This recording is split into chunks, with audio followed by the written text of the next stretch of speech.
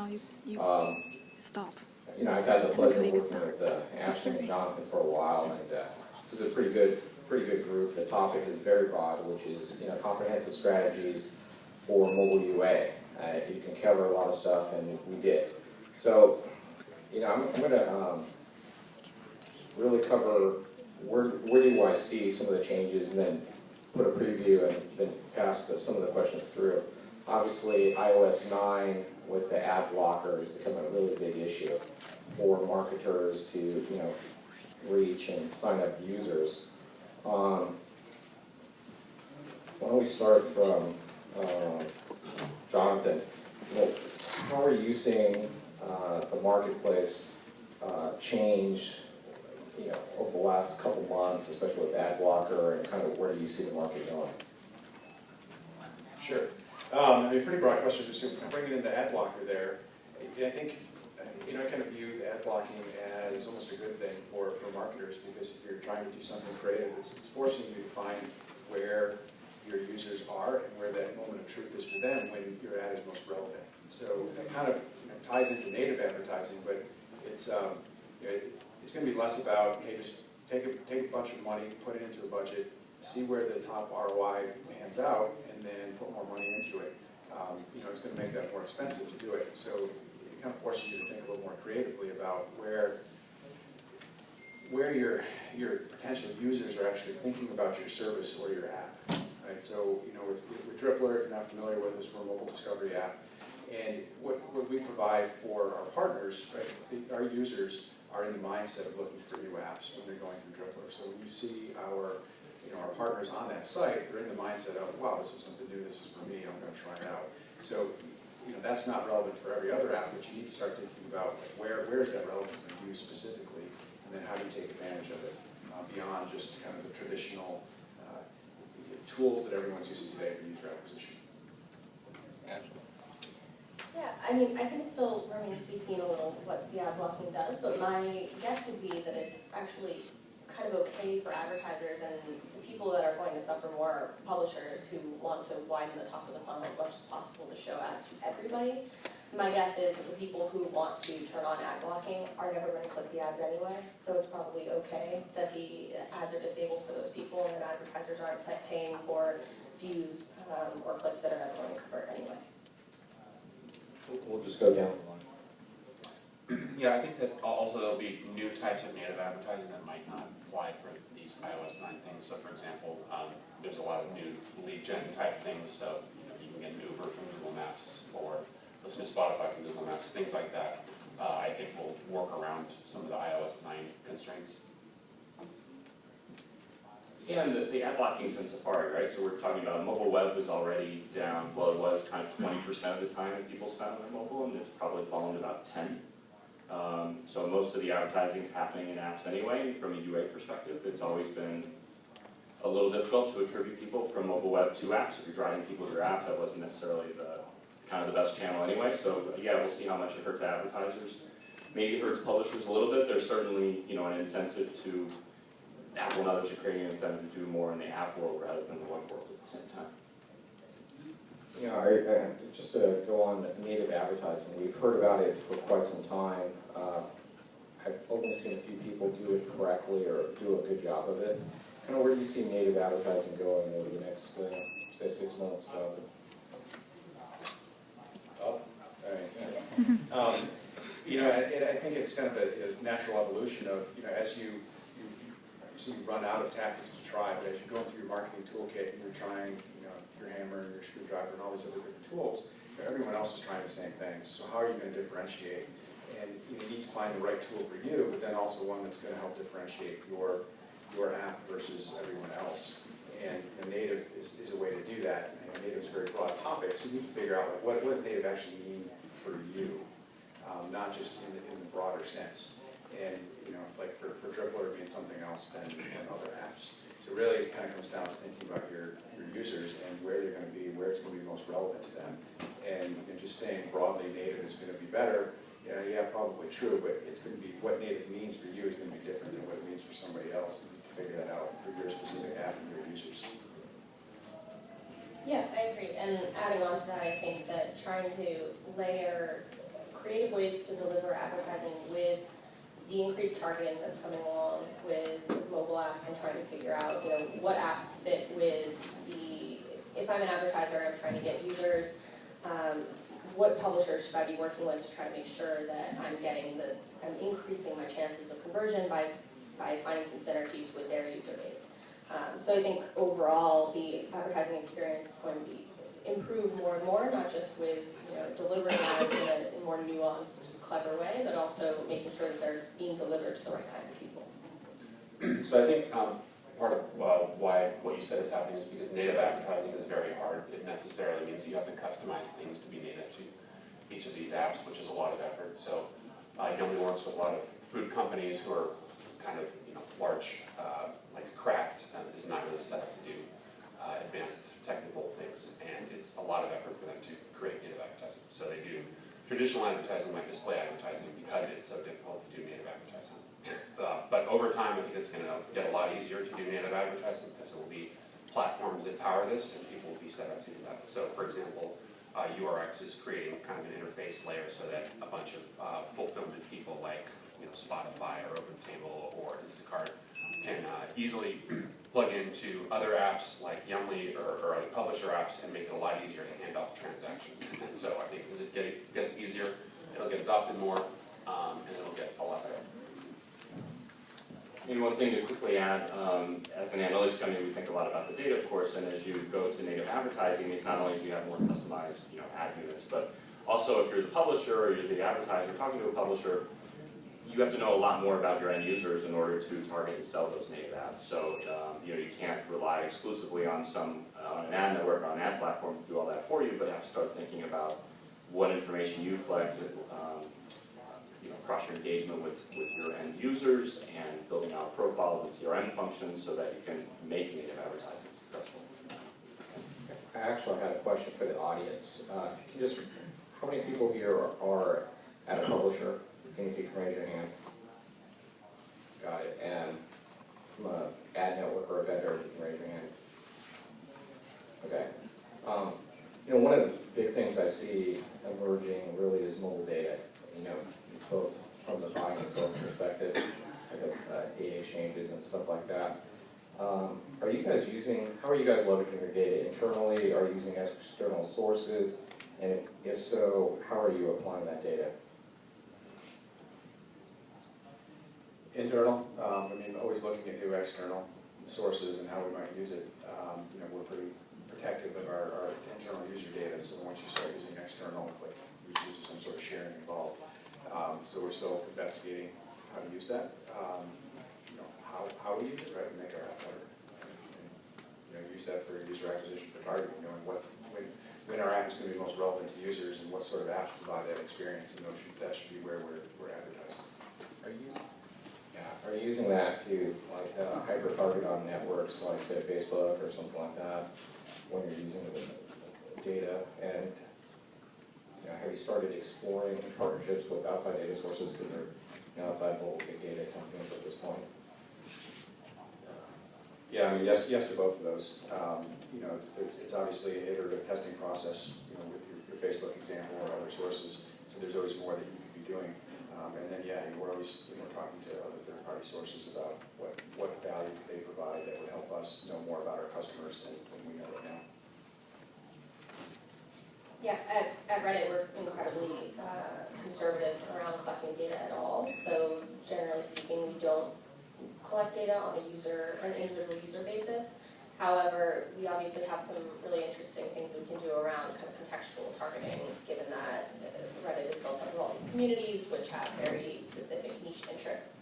So we're fairly light on advertising now, but there may come a time when we're able to leverage all that we know about what a user is interested in to display ads that are interesting on kind of an interest level based on where they're spending most of their time.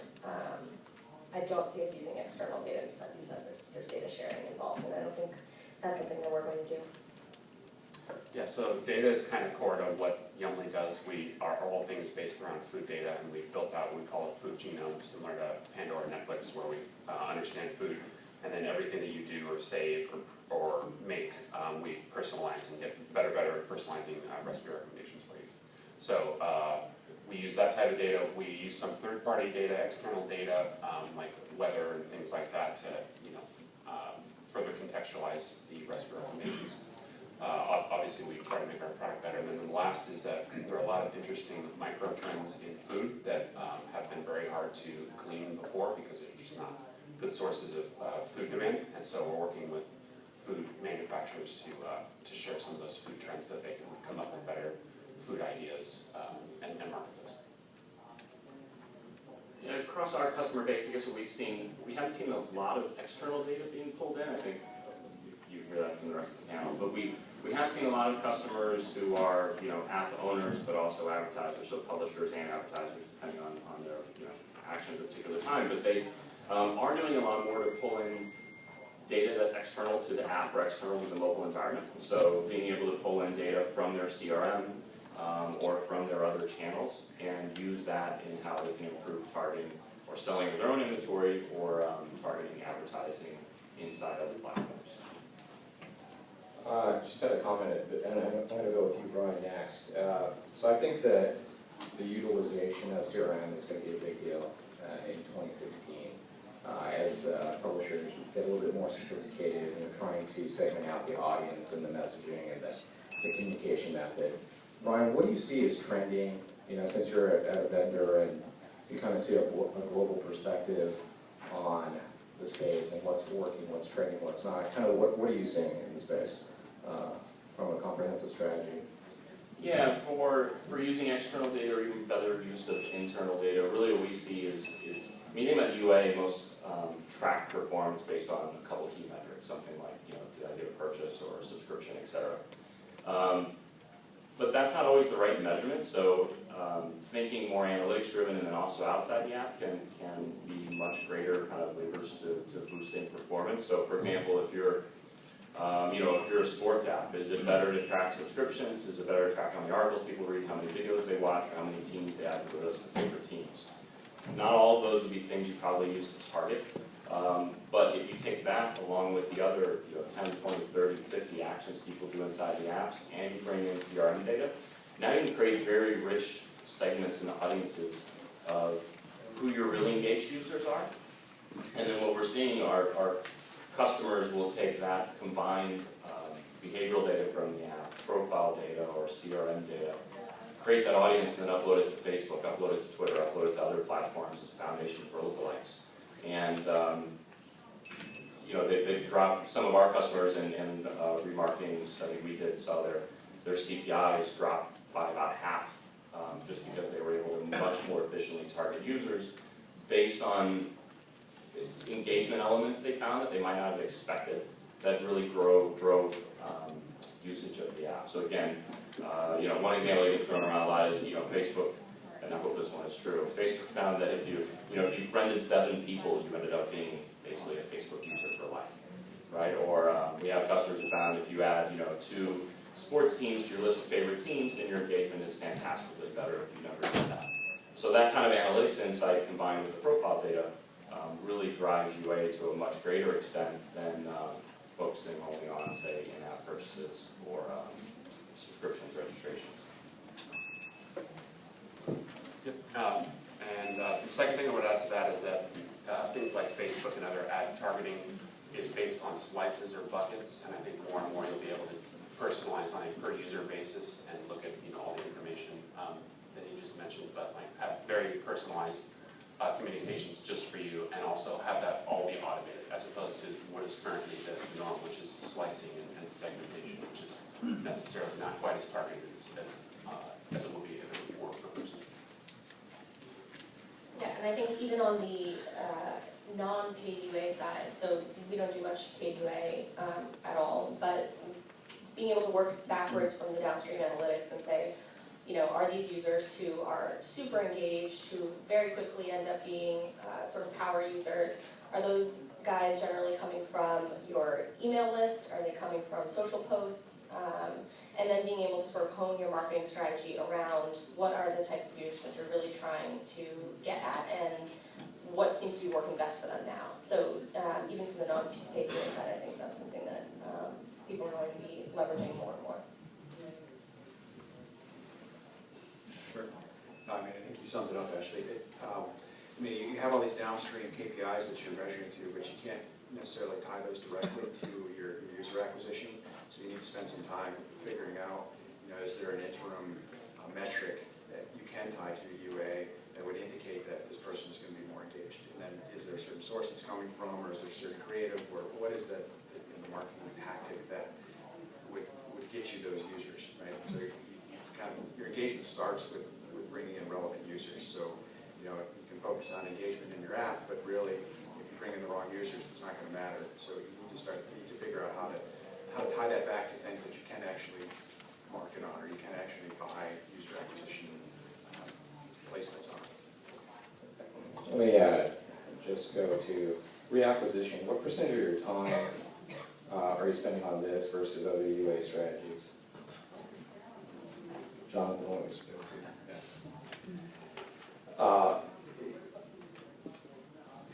It varies. Kind of depends on how our user acquisition is going, but it's definitely very important. We track that extensively as far as how users are using our app, how much they're coming back, how much they're sharing, how much, all these engagement metrics, and that determines the lifetime value. So it's a big aspect of your whole marketing campaign. It's like you can't buy users at a higher price than they're going to be worth, otherwise you're not going to stay around very long.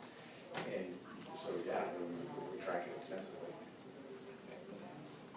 Just a quick follow-up question. How are you retargeting those people?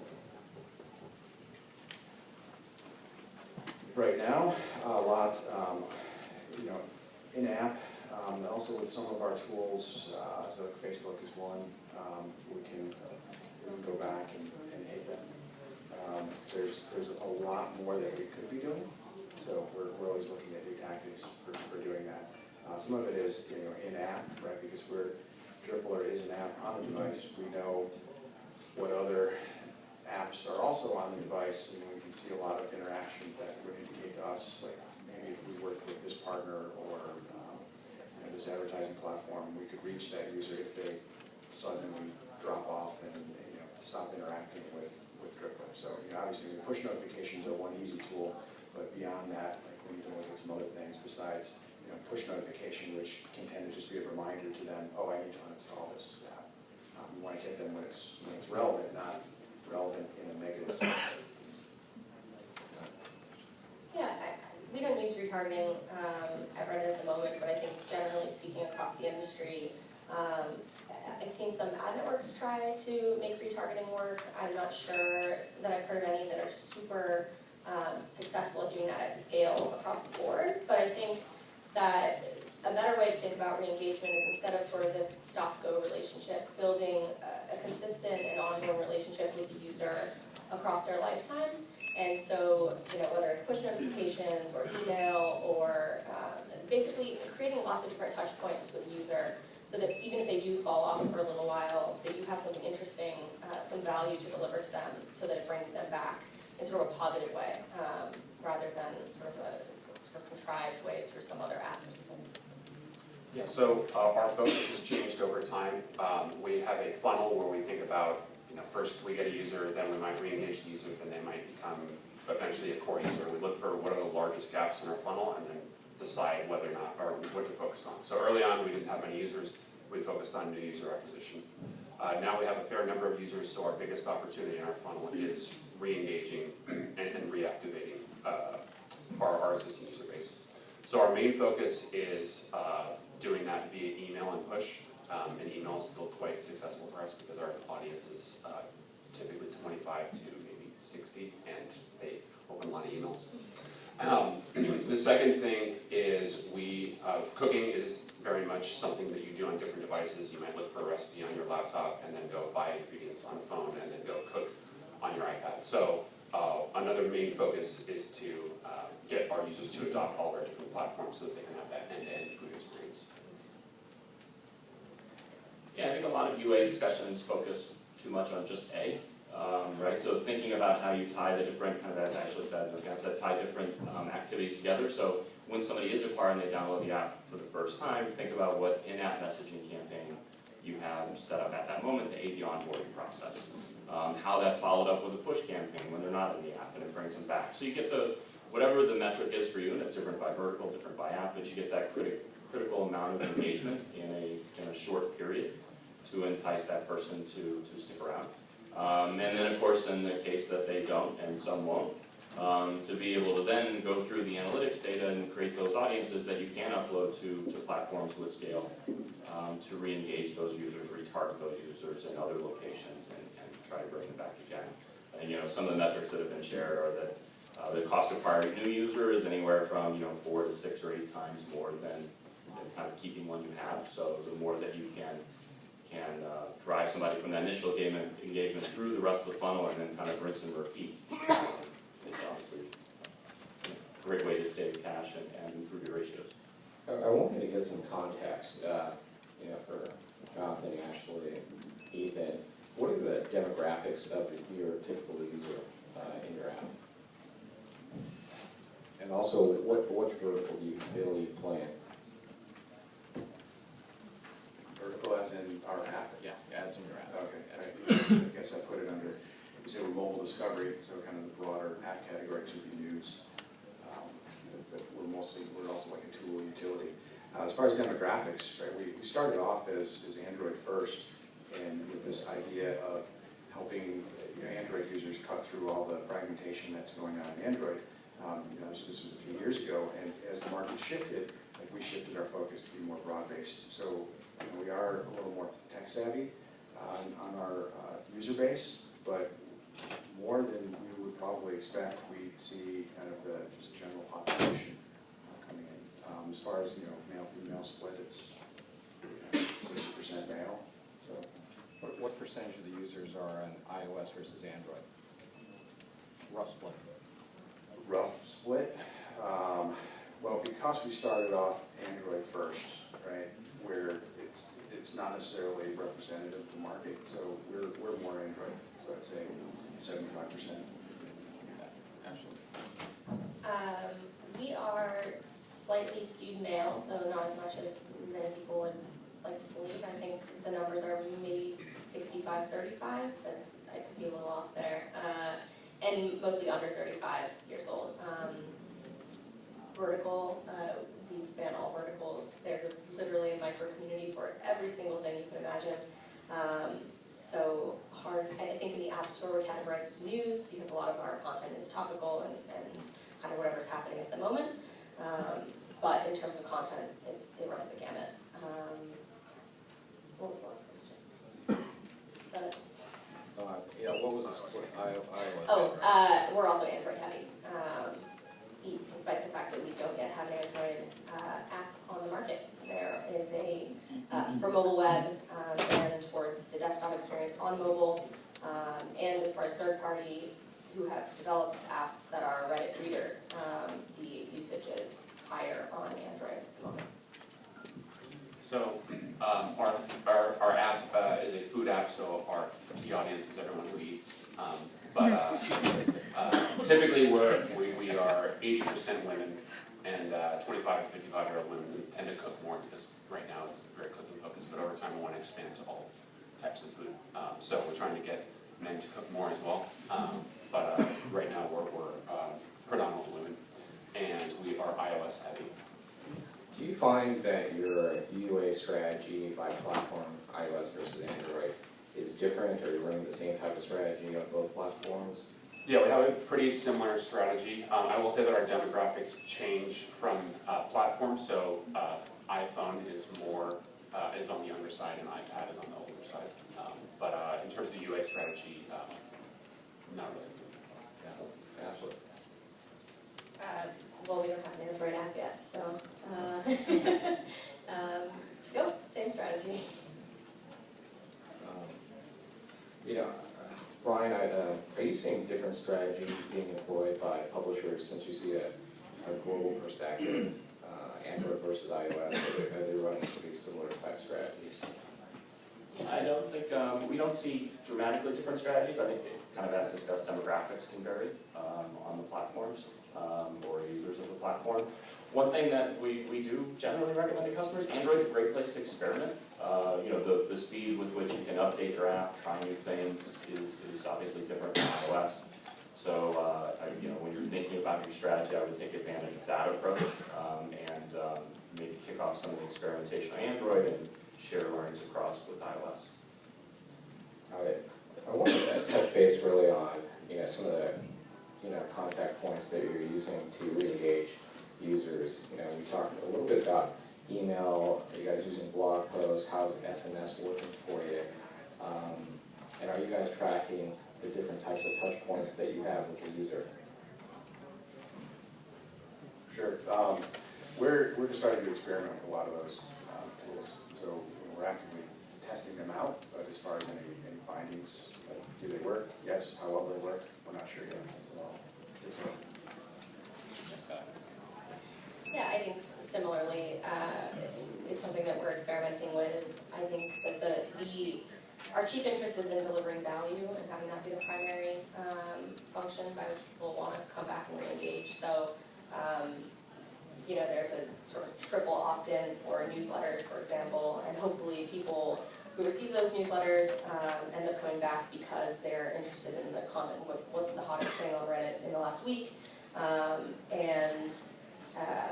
So far we're finding that that's really successful. The open rates are incredibly high, the click-through rates also super high.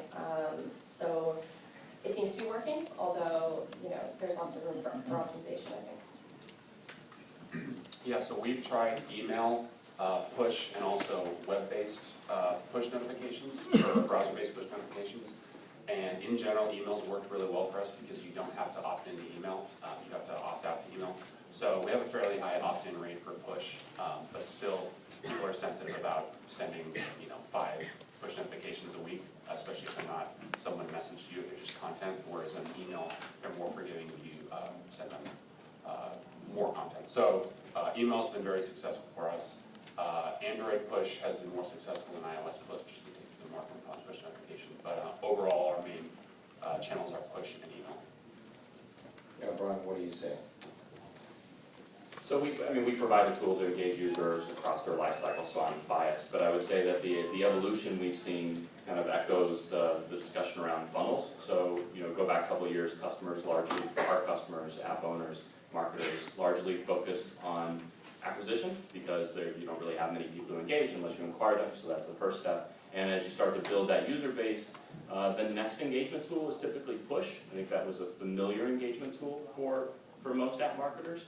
And the one that's come after that has been in-app. And obviously at that point you're not bringing people back to the app because they have to be in it to receive the message.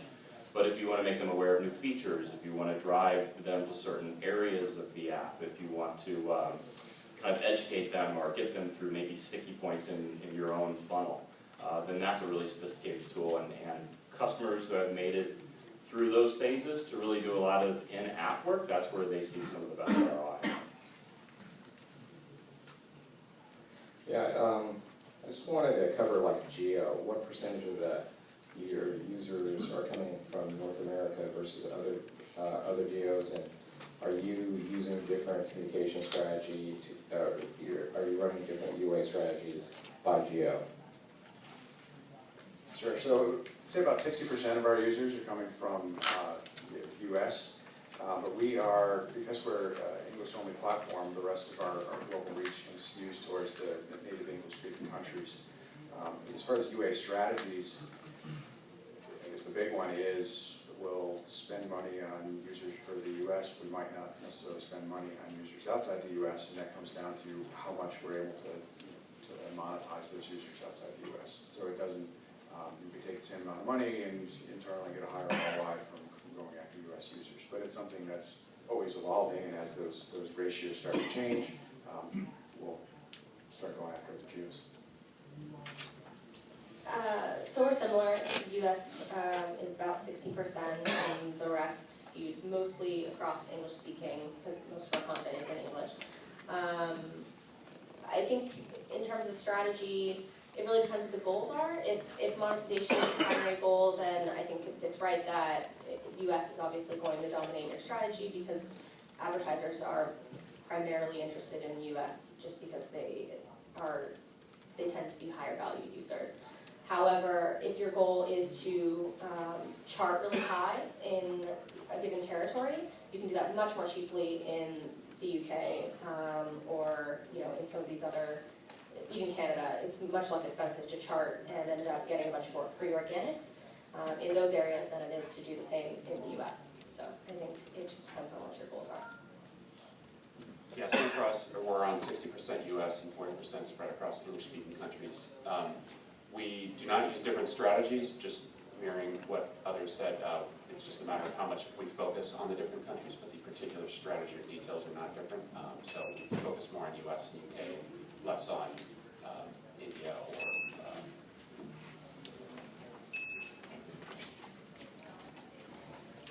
Are you guys using non-paid channels, and if so, what do you feel is working in non-paid channels?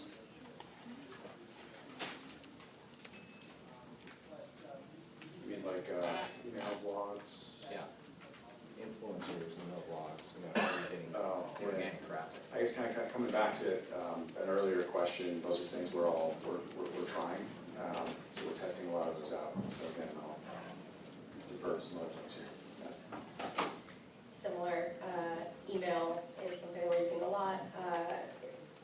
I think we'll use push a little bit less. Primarily we want to make you push a notifications-based product rather than engagement. So that might make us a little bit different in some ways. But in terms of the sort of non-traditional UA channels, influencers and things, we haven't really played in that space yet. So. Yeah, one of our largest sources of mobile users is SEO, and I think that since historically you cannot have apps indexed, people have not thought about SEO being mobile-first companies because that's a web thing. But actually, SEO and even web-based SEO is a huge acquisition channel for us and other large companies. So SEO for sure, and then of course with the new changes around app indexing, your apps can get indexed and get used that way. Second is working a lot with food bloggers. Food bloggers typically are not, other companies don't do a lot with them, so they're kind of underappreciated and they're very passionate and there are many of them, so we try to promote them as much as we can on Yumly, and we have a really strong community of food bloggers. And the last is that we've tried to expand our platform with buttons and widgets and things like that so that people can get brand awareness or save recipes or find out about Yumly recipes.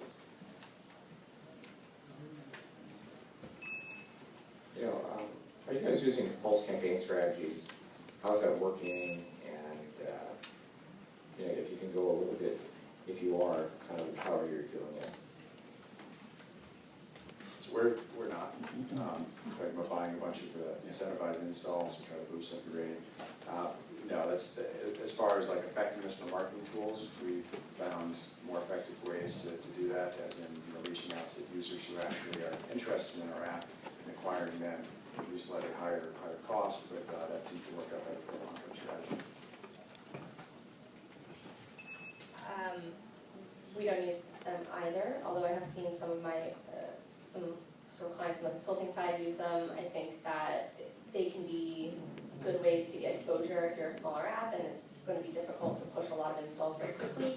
You just want to get some chart ranking and try to sort of ride the organics for a while. But obviously, engagement's going to be pretty low, monetization's going to be low, because you're basically just getting those installs as a means to an end, the end being exposure, rather than sort of ROI. We've had, so across our customer base, so we do attribution, we're a Facebook measurement partner, Twitter measurement partner, Google, as well as the kind of leading app platforms, and seeing attribution across those. And the feedback we've heard from our marketers is if you were going to spend X amount of dollars over a week or a month, you concentrate that to a much shorter period. You don't have to lower the quality of the people you acquire, but just generating more users over a short term rather than having, hitting your budget, early and every day and stretching out over a longer term can create a kind of a halo effect, and that it does help boost your app store rankings. So the rate of change in your app affects your ratings. So turning a campaign on for a while, going, aggressive for whatever amount of time is appropriate for you, and then basically pausing it can help boost ratings and generate some extra organic lift or halo effect beyond the paid acquisition. we only have a few more minutes, but I did want to cover, channels. How's Facebook, Google, Twitter, how are they performing from you? We've seen a big push from Cheetah Mobile coming through. Do you have any experience, or what's your feedback in terms of quality user acquisition, and what percentage of the budget are you looking to put on the big players versus smaller niche players? So we're always testing new channels. It kind of comes down to, you start to see diminishing returns with some of the channels as you get bigger and bigger scale. So it kind of points to the importance of testing new channels all the time and looking at, start speaking to the quality of users. Like, it's going to depend on your app, and every one of those platforms is going to have some quality users for you. It's just a matter of how many of those are fit for your app, which comes down to testing, right? So much everybody probably uses Facebook for mobile user acquisition, right? Use Facebook, but then start testing your other channels and seeing how does that compare. And at some point you start shifting budget. As far as percent, like it's evolving. Do you have any experience with Cheetah Mobile? We do. So we've been testing them recently and getting some pretty good results. I think that the big players are always, I think, Facebooks and the Twitters are sort of top of mind for most user acquisition people. I think that as the market gets more and more saturated, it's more interesting to think about what channels are a little bit off the beaten path. So I think TV is really, really interesting right now. There are not that many players who are in it yet, but I've spoken to some guys who have had a lot of success in getting users at pretty low CPI, and then there are lots of sort of halo effects around that where all of a sudden your conversion rate in that territory ends up being higher on all your App Store visits, just because people have seen that name before, it sort of rings a bell, it's more likely to install. And then sort of on the non-paid side, also in terms of how to get the most value, I think App Store optimization is also really interesting. I've seen people increase their click-through and conversion rates and just sort of organic uplift on a daily basis by 20% or so, just by being sort of creative with which keywords you're using and refreshing those on a regular basis based on kind of how the landscape is changing. I think people underuse those strategies and they can end up being super effective. I guess across our customer base, obviously the big three are the big three. So Facebook is the largest that almost all of our customers have at least used, as well as Twitter and Google. There's a very long tail of channels out there, so if you can find one that's right in your niche, fantastic. We see video growing too, so channels like Bungle, who focus more on video, have been doing well. We see kind of growing in the ranking. I think there's also an opportunity to use the existing channels, the channels you already have, better. So we talked a little bit about using CRM data and retargeting, and a big part of that is lookalikes. So Facebook custom audiences, Twitter tailor audiences, right? These are great ways to take the information you have about your users already and use that to optimize campaigns even within those channels. And the other thing is, I think it very much depends on the category that you're in. So given a particular category, one social channel might be far better. So for us, Facebook and Twitter, we don't get much just in terms of organic acquisition, but Pinterest is significantly higher. It's probably larger than all other social channels combined.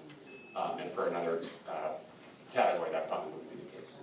For shopping, I know that companies like Polyvore and Wanilo send more referral traffic than probably all the other social channels. It might not be as well known.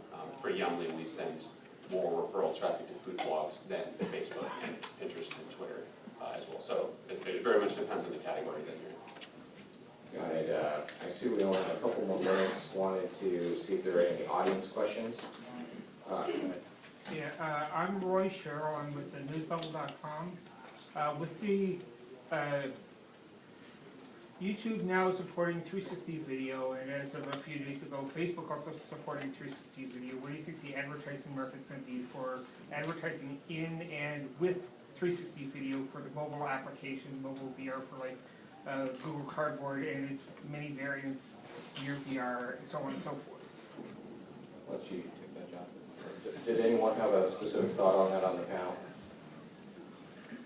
I mean, we're definitely seeing 360 VR obviously develop on the platform. I think we now have, I just spoke to a partner who's trying to get basically the sort of 360 stuff to play in stream on Reddit.